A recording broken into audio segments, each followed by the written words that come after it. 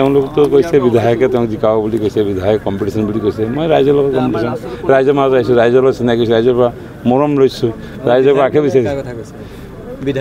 বিধায়ক ৰঞ্জিত দত্তই কৈছে যে তেওঁ মোৰ দাদা, তেখেতে কৈছে যে মোক বিধায়কসকলে জিকাব কম্পিটিশ্যন, কোনে কিমান ভোট দিব পাৰে, সেইটো কথা কৈছে। আৰু মইতো ৰাইজ আছে ভাই, মই ৰাইজৰ মোৰতো বিধায়ক নাই, তেওঁলোকৰ 9টা সমষ্টিত 9টা বিধায়ক আছে। বলিষ্ঠ তেওঁলোকে, টকাই পইচা তেওঁলোকে বলিষ্ঠ, তেওঁলোকে ইলেক্ট্ৰৰ বণ্ড যোগেদি কোটি কোটি টকা তেওঁলোকে সংগ্ৰহ কৰিছে ইলেকশ্যন খেলিবৰ কাৰণে। আপোনালোকে দেখিছে জুৱাৰী, পাকিস্তান, চাইনা, বিভিন্ন যি ঔষধ কোম্পানীৰ পৰা কৰোৰ টকা তেওঁলোকে সংগ্ৰহ কৰিছে। তেওঁলোকে অসমৰ ৰাইজ দেখি আছে তেওঁলোকে ক'ৰ পৰা কেনেকৈ পইচা আনিছে, কেনেকৈ নিৰ্বাচন কৰে। মোৰ একটাই আশা, ৰাইজৰ মাজত সোমাইছে, ৰাইজৰ পৰা মৰম তুলিছোঁ, ৰাইজক মই মূৰত লৈ আশীৰ্বাদ লৈ মই আগবাঢ়ি গৈছোঁ। এই ভিতৰি অঞ্চল এইটো কি যায় গছপুৰীয়া, তাৰপিছত চৌগুৰি, মানে ৰাইজৰ যিটো দুৰ্দশা দেখি না সঁচাকৈ মানে মনটো ইমান দুখ লাগি গৈছে। তাত না ৰাস্তা আছে, না ঘাট আছে, না স্কুল, যিবিলাক স্কুল আছিলে চৰকাৰী স্কুলবিলাক বন্ধ কৰি দিলে। মানে ইমান ভিতৰ অঞ্চলত গোটেই মানে বানপানী, গড়খানা, জাৰজীৰ্ণ অৱস্থা, তাতে মানে না মানুহৰ খেতি বাতি হয়। এনেকুৱা অৱস্থা মানুহ দেখিছোঁ, সঁচাকৈ দুখ লাগিছে, বিৰাট দুখ লাগিছে সোমাই পেলাই। মানে যে পঞ্চায়ত ছখন পঞ্চায়ত তেওঁলোকতো কৈছে বিধায়কে তেওঁক জিকাব বুলি কৈছে, বিধায়ক কম্পিটিশ্যন বুলি কৈছে। মই ৰাইজৰ লগত কম্পিটিশ্যন, ৰাইজৰ মাজত আহিছোঁ, ৰাইজৰ লগত চিনাকি হৈছোঁ, ৰাইজৰ পৰা মৰম লৈছোঁ, ৰাইজৰ পৰা আশীৰ্বাদ বিচাৰিছোঁ।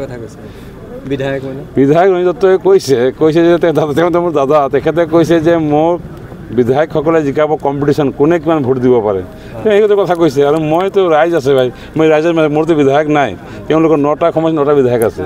বলিষ্ঠ তেওঁলোকে, টকাই পইচা তেওঁলোকে বলিষ্ঠ, তেওঁলোকে ইলেক্ট্ৰৰ বণ্ড যোগেদি কোটি কোটি টকা তেওঁলোকে সংগ্ৰহ কৰিছে ইলেকশ্যন খেলিবৰ কাৰণে।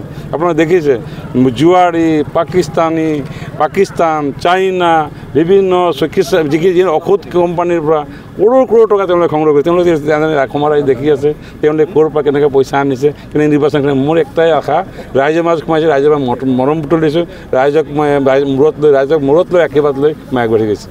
এই ভিতৰি অঞ্চল এইটো কি যায় গছপুৰীয়া, তাৰপিছত চৌগুৰি, মানে ৰাইজৰ যিটো দুৰ্দশা দেখি না সঁচাকৈ মানে মনটো ইমান দুখ লাগি গৈছে। তাত না ৰাস্তা আছে, না ঘাট আছে, না স্কুল, যিবিলাক স্কুল আছিলে চৰকাৰী স্কুলবিলাক বন্ধ কৰি দিলে। মানে ইমান ভিতৰ অঞ্চলত গোটেই মানে বানপানী, গড়খানা, জাৰজীৰ্ণ অৱস্থা, তাতে মানে না মানুহৰ খেতি বাতি হয়। এনেকুৱা অৱস্থা মানুহ দেখিছোঁ, সঁচাকৈ দুখ লাগিছে, বিৰাট দুখ লাগিছে সোমাই পেলাই। মানে যে পঞ্চায়ত ছখন পঞ্চায়ত ভাৱ লৈছে যে মই এই অঞ্চলৰ পৰা সংসদলৈ নিৰ্বাচিত হৈ যাব পাৰিলে পিছপৰা অঞ্চলবিলাকত কাম কৰিম। কাম কৰাৰ পৰিচয়টো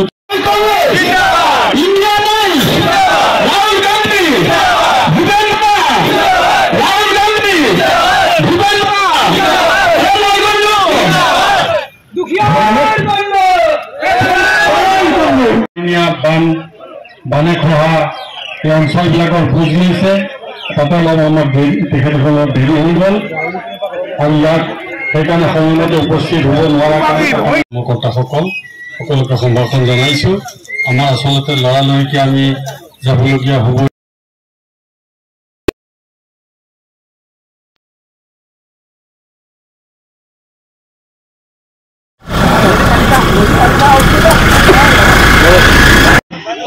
এই উন্নতি আমি কংগ্ৰেছক বৰ্ণনা দিব নোৱাৰোঁ। গতিকে সকলোৱে সদস্য জ্ঞাপন কৰি বিশেষ নাপাওঁ। অলপ দিন লগত আমি সকলো শেষ হৈ জাতি জনগোষ্ঠী আমি একত্ৰিত কৰিম। অসমৰ ভাষা সাহিত্য আমাৰ সপ্তম পৰিচয় আমাৰ ইতিহাস আমি একত্ৰিত বান্ধি থাকি অসমৰ অসমীয়া ভাষাক আমি উন্নত কৰিব। অসমৰ অৰ্থনীতি অৱস্থা কেনেকুৱা আছিল আৰু বৰ্তমান কি হৈছে আপোনালোকে সকলো